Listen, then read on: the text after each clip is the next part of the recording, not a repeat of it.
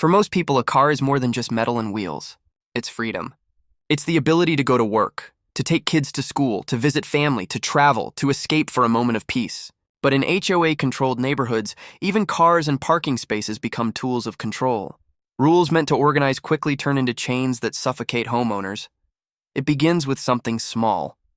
A young family moves into a neighborhood, excited for their new life. On the very first night, their cousin parks in front of their home to help unload furniture.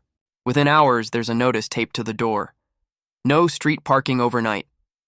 The father looks at the letter and thinks, is this what homeownership means? Not freedom, but warnings. His wife, exhausted, whispers, maybe this was a mistake. That first night of joy is replaced with anxiety. Another homeowner buys a simple work truck. It's not flashy, just a white pickup with a small logo of his plumbing business. To him, it represents stability. Every bolt and pipe in the truck is food for his family. But the HOA says commercial vehicles are prohibited. He explains, this is not just a truck. This is how I feed my children. But the rule doesn't care. He is forced to park it far away. Every morning, he wakes at 5 a.m. to walk in the dark to his own vehicle. Every evening, he drags himself back while his kids wait at home asking why their father is always gone. A rule meant to protect appearance has stolen hours of his life. Parking rules don't stop at work trucks. One veteran, disabled and proud, bought a van modified with a wheelchair lift. For him, it was independence, a chance to live with dignity. But the HOA declared the van oversized and demanded it be removed from the neighborhood. He pleaded, I fought for this country. Now I am fighting for the right to park in front of my own home. But again, rules were louder than compassion. Every day he struggled. Every day he felt humiliated. For him, the HOA wasn't protecting beauty. It was crushing humanity. Families, too, feel the sting during celebrations. One father organized his daughter's birthday party. Balloons swayed in the air, children ran around with laughter, parents chatted while cars lined the street. But within an hour, HOA representatives arrived, warning everyone about illegal parking. The joy disappeared. Parents rushed to move cars. The birthday girl whispered, Daddy, are we in trouble?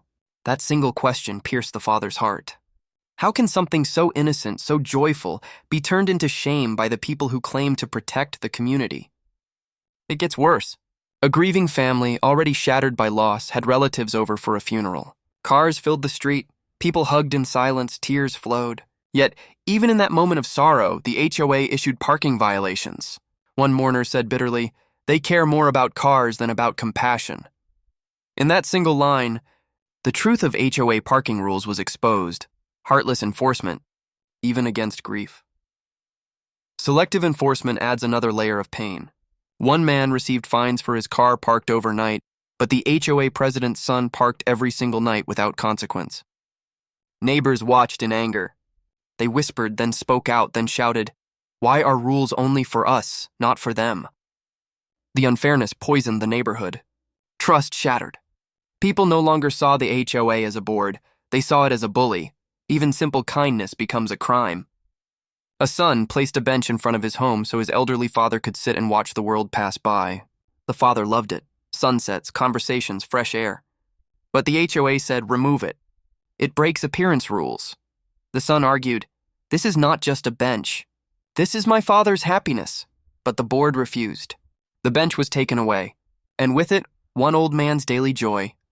A grandmother wanted to grow vegetables. Fresh tomatoes, cucumbers, herbs.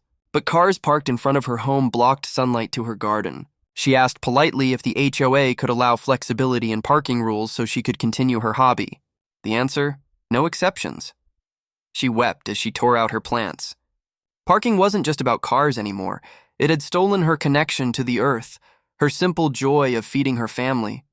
Sometimes HOAs even restrict guests. A college student invited her friends for a small gathering.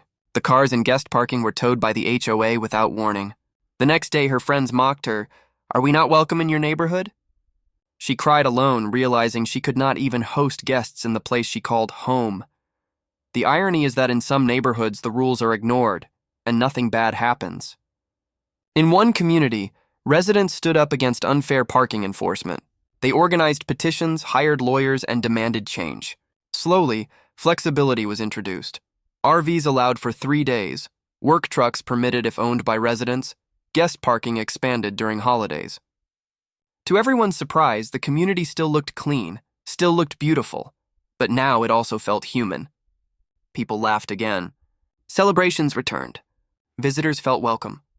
The neighborhood was no longer a prison of rules, but a place of belonging. Another neighborhood took innovation further. They created digital parking passes for guests, allowing families to register visitors online in seconds. They built a designated lot for oversized vehicles, including RVs and work vans. They even carved out special spots for disabled veterans and seniors. Residents felt respected. Problems didn't increase, and in fact, tensions decreased. One resident said, "This is the first time I feel like the HOA is working with us, not against us." Parking might seem like a small detail, but it isn't. It's about respect, about dignity, about being able to invite family without fear, about allowing children to celebrate birthdays without shame, about letting a disabled veteran keep his independence, about allowing a father to park his work truck near his home, about reminding people that homes are for families, not for punishments. The deeper truth is this: HOA parking rules are not really about cars. They are about control. When applied harshly, they strip away joy, freedom, and dignity. When applied with compassion, they protect order while preserving humanity.